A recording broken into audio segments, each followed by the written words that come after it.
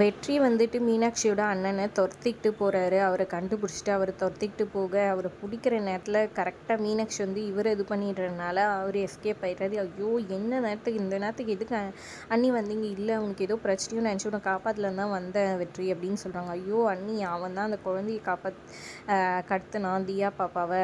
அதுதான் அவனை பிடிக்கிறதுக்காக கரெக்டாக வந்து அவனும் அங்கே வந்துருந்தான். அவனை பிடிக்கிறதுக்கு நேரத்தில் இப்படி பண்ணிட்டீங்களே அண்ணி அப்படின்னு சொல்கிறாங்க. சாரி வெற்றி அப்படின்னு சொல்கிறாங்க.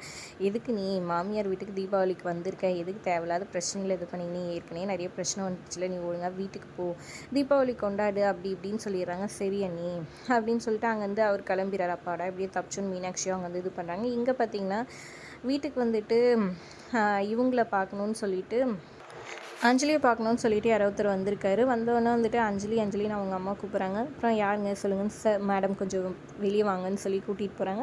வெளியே போனால் ஒரு புது கார் இருக்குது. இது வந்துட்டு சார் உங்ககிட்ட கொடுக்க சொன்னாருன்னொன்னா புரிஞ்சுது அஞ்சலிக்கு அவங்க வீட்டுக்காரர் தான் இதை பண்ணியிருக்காருன்னு சொல்லிட்டு.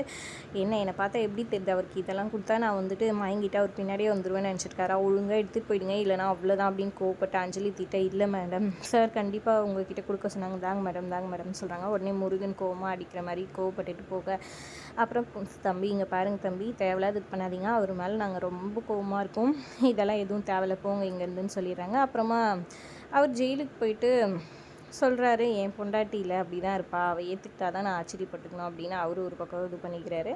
போக போக சரியாக போயிடும்னு சொல்லிட்டு. இன்னொரு பக்கம் இங்கே பார்த்தீங்கன்னா